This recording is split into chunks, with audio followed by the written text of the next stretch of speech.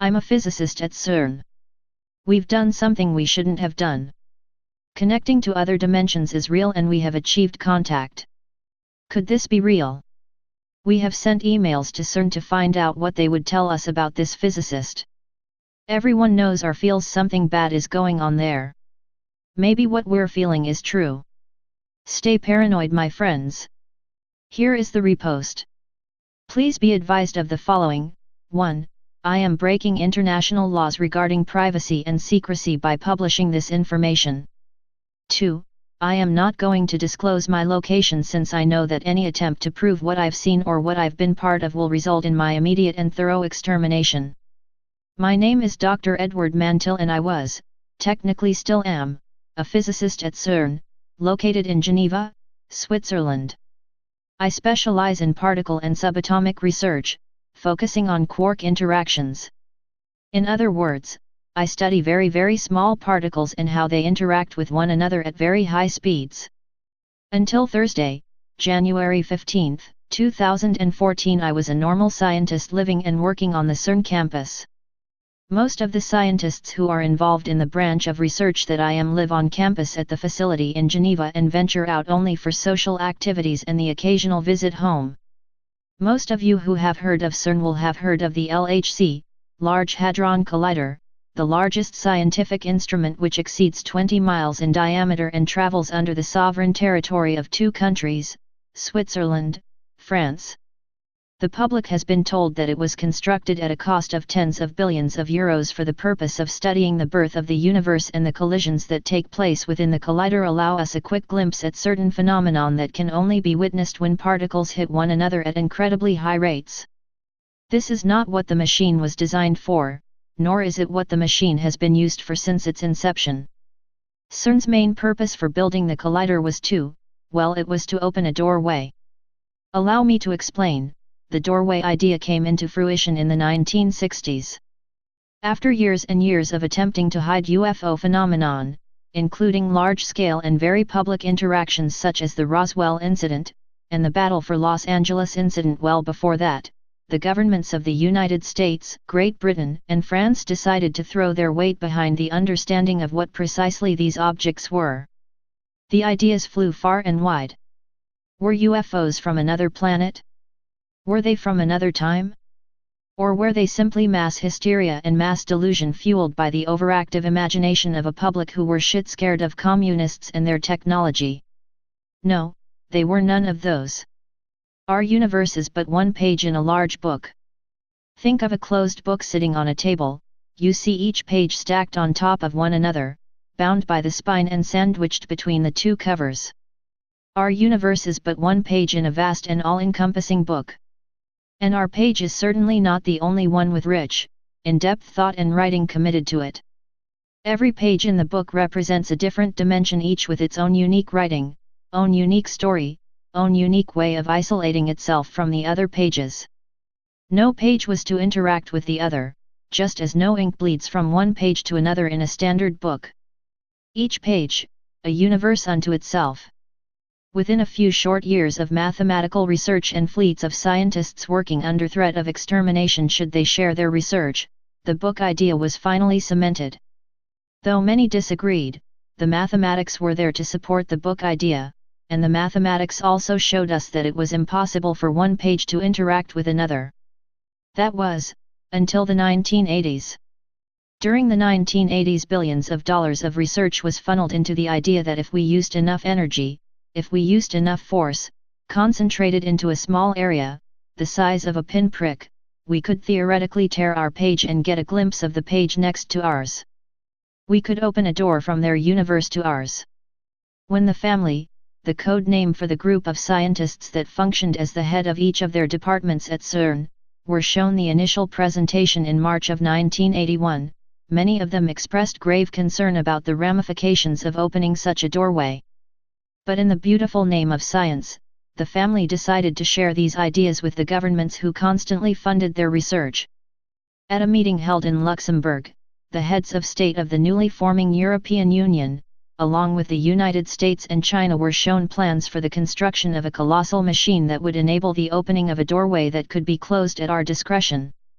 The door would be opened, and the energy levels would be measured to prove that CERN had accomplished its task, and the door would be closed. Open. Shut. Simple as that. The government leaders threw endless funding at the family and the rest of CERN in the hopes of understanding what kind of power lay in another universe. Think of the possible endless source of energy, faster than light travel, weaponry that could obliterate enemies using laser. The possibilities for power were truly staggering. So, the public was fed one narrative, understanding the universe, and the family and governments knew the truth. Most of the scientists at CERN were kept completely in the dark. After all, the collider would perform its function as normal and collide particles for eager funding hunters to capitalize on. But the far more nefarious purpose would only be tested in the presence of the family and a few select scientists. I am the member of the family for my division. Obviously the original family have all retired or died out, but there is a new, younger, more eager to prove themselves group now at the helm, and the consequences of this were and are dire. So, with that established, allow me to explain what happened last Thursday. It was an ordinary day with the LHC scheduled to commit 2 collisions, one at 9 am and the other at 6:30 pm. Both went off magnificently and the experiments were deemed a success. We witnessed 2 full collisions and the general group of researchers were very happy with their work. Around 7 pm, most of the team had filtered out of the observation room, and the machine had been put into its usual standby mode. As the room emptied, the ID clip that I had on my waist, which had a built-in display and vibrator, started to go off. I looked down at the display and it said in very faint green writing "living room." I knew right away what they were going to attempt. I looked up from the badge and caught the eye of Dr. Céline Diacord, another member of the family and the head of plasma physics. She too had just looked up from her ID badge. We both understood and left. Living room was a large room under the main facility located in A section. The room wasn't special in any way and appeared completely normal. This was key to hiding our true intentions. If we met in a secret underground bunker instead of the regular basement, we'd arouse suspicion every time we were going to run an experiment. As Céline and I made our way from the collider to Section A, the cold Swiss air hit my face and burned as we booked it across the campus. The night was exceptionally clear, and this factor further bolstered my suspicion. They always liked doing these experiments on clear nights. We entered Section A and made our way to the main building. The doors opened up as we approached and we made our way to the elevators across the wide expanse of a lobby with the vaulted ceilings. The RFID signal given off by our name badges caused the elevator doors to open before we had even pressed the button. As we stepped in, the doors shut and the elevator began to move. "I'll never get used to that," Céline said, referring to the degree of automation that the buildings displayed. We had been scheduled for a meeting in the living room, and the building knew, so all strategic lights were on, and elevators were reading where we needed to go. The miracle of networking. We exited the lift and made our way to the regular boardroom. The door was shut and assembled inside was the family. At the head of the table was Father, a young, rather ambitious physicist named Sandra O'Reilly, designated Father, since she was in charge of giving orders to the family with respect to our clandestine experiments. The mood in the living room was never tense, but rather one of controlled excitement. The family had been attempting these tests once every 6 months for the past 10 years without much success. We had gone through several fathers, from the great Dr. Bert Ramberg to the lesser-known and constantly drunk Dr. Yao. Each had failed to achieve what the original family had planned. Billions were spent, but no door had yet been opened. "Tonight, we try 40 tera-electron volts," Father announced. Her announcement brought an immediate and total silence to the room. Family members looked from one to the other, some with feigned excitement, others with revered concern, all with a general sense of disbelief. The last 4 trials were between 10-20 TeV, we've never tried anything that high. We don't know if the machine can handle a test of that magnitude, protested Dr. Akava, head of mathematical physics and chief of the department that should be certifying whether or not 40 TeV was even a healthy thing to do. We have reviewed the possible outcomes, and even though we will have to pull twice the amount of energy out of the grid, the Swiss government have been advised and are cooperating, Father quickly retorted. Her sweet, controlled tone actually did help the situation. I looked over and Celine had been frantically writing down some calculations on a piece of paper. After a few seconds she shot up from her seat. Father, even if we try to reach 40 TeV, the math doesn't support that this is possible. We can't just throw the collider to the highest setting and hope for the best. Are there any other objections that you would like noted before we begin the experiment? Father asked, completely ignoring Celine's desperate pleas. Father surveyed the room and could see that she wasn't going to be met with other objections. After all, what was the point? They were going to go unheeded. Excellent, then we shall proceed. Meet in the control room at 2200 hours, Father announced as the family got up from the table and left the living room. No one said a word. We left in complete silence, made our way into the lift, and exited the building into the cold Swiss night.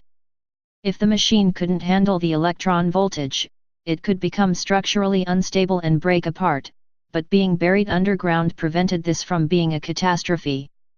There wouldn't be loss of life, but the LHC would be rendered useless and billions of dollars worth of funding would be destroyed. On the other hand, if the experiment was successful and the door opened, could we close something functioning on 40 TeV? Our math had supported 10 TeV, 20 TeV, even 30 TeV, but no one had dared go above that. However, this is where our role as scientist ended and our regrettable role of secret experimenter began. All we could do was say yes. At 2200 hours, with the family assembled in the control room, and the handful of select CERN employees who understood the true nature of the experiment milling around, we commenced our grand try. Begin, was the only order that Father issued. The family members at the control entered the required programming to begin the collider, and so our fateful experiment began. Release the first particle sample, came the command. A few seconds later the sound of gas entering the collider could be heard. The gas started its 20-plus-mile journey around the collider, gaining more and more speed. Release the second particle sample, another sound of whooshing gas entering the tube and traveling into the opposite direction as the first. Both gaining speed, traveling faster and faster, approaching the speed of light. Like two runners, running around a circular track in opposite directions, not touching one another. Father, we are approaching 30 TeV, one of the commanders warned.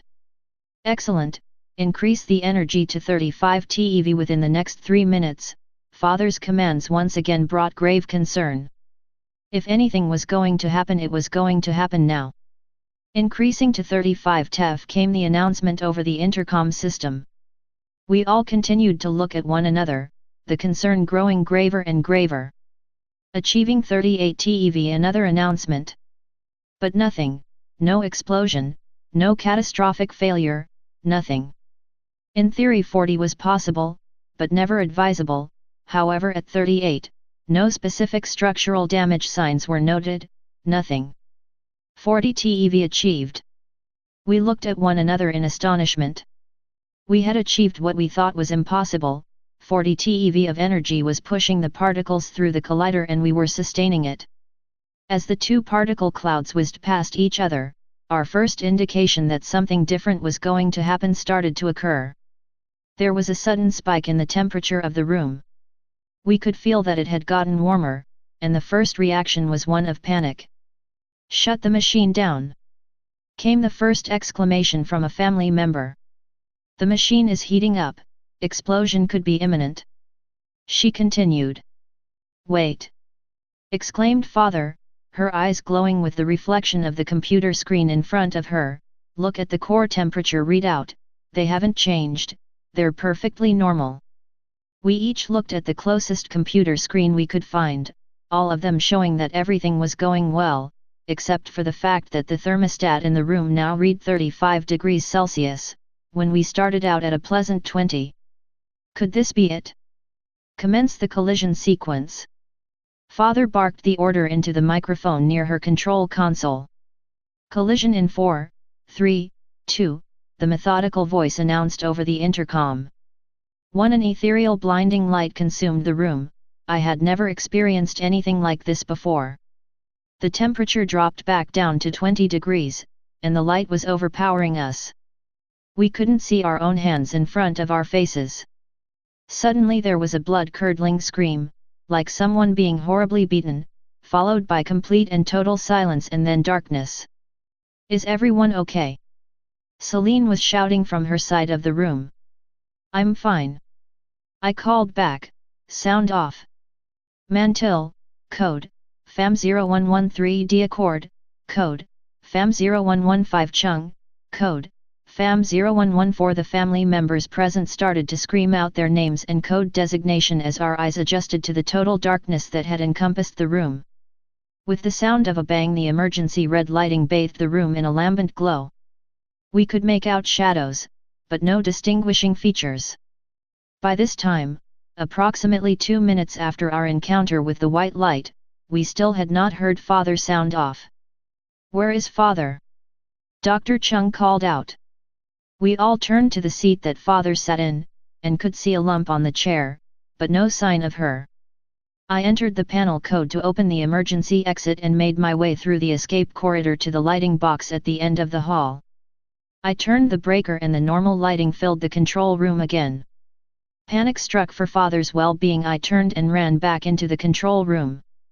All of my fellow scientists were in complete and total awe. Nothing in the room was out of place, and the temperature had returned to normal. However, sitting in Father's chair was a pile of her effects. Celine ran up to the chair Father once filled and looked down with a gasp.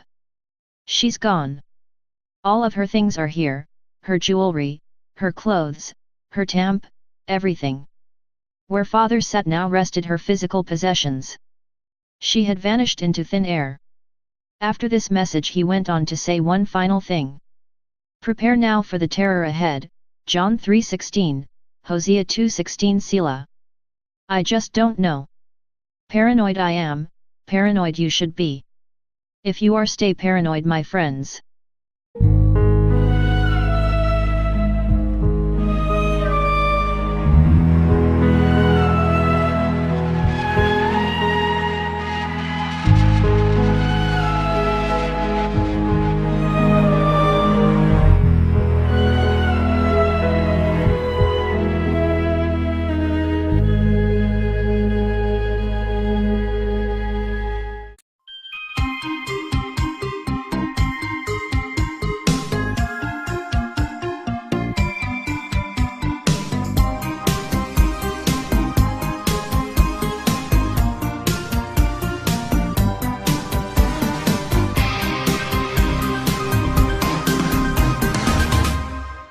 I'm a physicist at CERN. We've done something we shouldn't have done. Connecting to other dimensions is real and we have achieved contact. Could this be real? We have sent emails to CERN to find out what they would tell us about this physicist. Everyone knows or feels something bad is going on there. Maybe what we're feeling is true. Stay paranoid, my friends. Here is the repost. Please be advised of the following. 1. I am breaking international laws regarding privacy and secrecy by publishing this information. 2. I am not going to disclose my locations, Switzerland, France. The public has been told that it was constructed at a cost of tens of billions of euros for the purpose of studying the birth of the universe, and the collisions that take place within the collider allow us a quick glimpse at certain phenomenon that can only be witnessed when particles hit one another at incredibly high rates. This is not what the machine was designed for, nor is it what the machine has been used for since its inception. CERN's main purpose for building the collider was to open, since I know that any attempt to prove what I've seen or what I've been part of will result in my immediate and thorough extermination. My name is Dr. Edward Mantil and I was, technically still am, a physicist at CERN, located in Geneva, Switzerland. I specialize in particle and subatomic research, focusing on quark interactions. In other words, I study very small particles and how they interact with one another at very high speeds. Until Thursday, January 15, 2014, I was a normal scientist living and working on the CERN campus. Most of the scientists who are involved in the branch of research that I am live on campus at the facility in Geneva and venture out only for social activities and the occasional visit home. Most of you who have heard of CERN will have heard of the LHC, Large Hadron Collider, the largest scientific instrument which exceeds 20 miles in diameter and travels under the sovereign territory of 2 countries.